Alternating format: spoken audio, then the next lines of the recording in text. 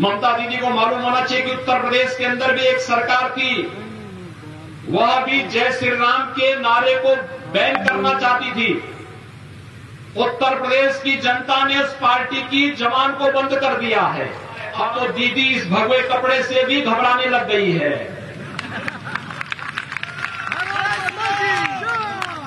ममता दीदी को मालूम होना चाहिए ये भगवा भारतीय संस्कृति का प्रतीक है।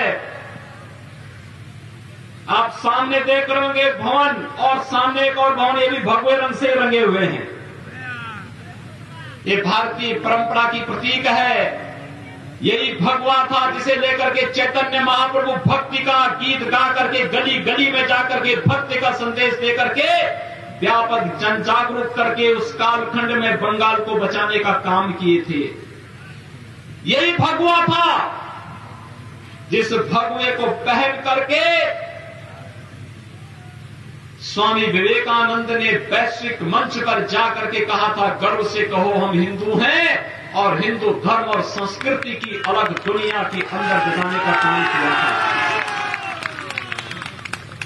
यही भगवा है। जब सूर्य देव उगते हैं, इसी भगवा लालिमा के साथ वह एक नई जीवंतता हमें प्रदान करते हैं।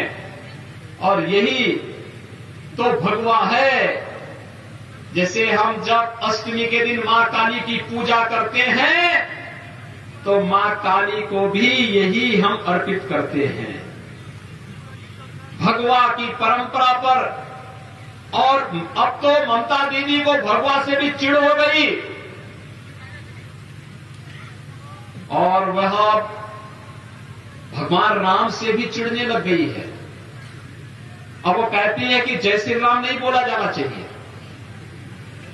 ममता दीदी को मालूम होना चाहिए कि उत्तर प्रदेश के अंदर भी एक सरकार थी, वह भी जय श्री राम के नारे को बैन करना चाहती थी।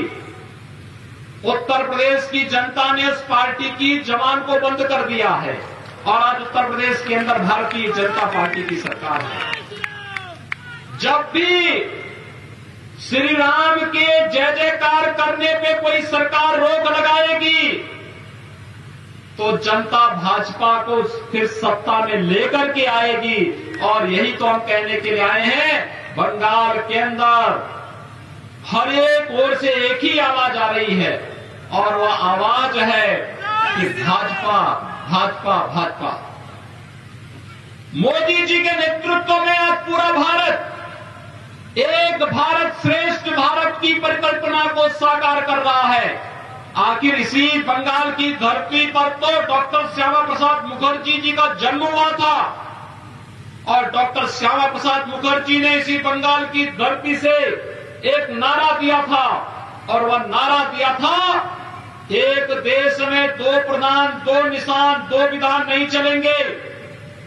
जब जम्मू कश्मीर के अंदर कांग्रेस की कुटिल नीति के कारण भारत के संविधान में धारा 370 जोड़ने की कुत्सित चेष्टा हुई थी, उसके खिलाफ किसी ने आवाज उठाई थी, तो बंगाल की धरती पर पैदा हुए महान सपूत डॉक्टर श्यामा प्रसाद मुखर्जी ने उसके खिलाफ आवाज उठाई थी। और भाइयों बहनों, डॉक्टर मुखर्जी के उस सपने को साकार करने का काम किया है प्रधानमंत्री मोदी जी ने और गृह मंत्री अमित शाह जी ने, जिन्होंने कश्मीर में धारा 370 समाप्त करके आज जम्मू कश्मीर के अंदर एक व्यवस्था बना दी है कि अगर 24 परगना क्षेत्र के नौजवान भी जम्मू कश्मीर में जमीन खरीदना चाहेंगे, तो उनको वहां पर इसकी पूरी स्वतंत्रता होगी, कोई उसे रोक नहीं सकता है।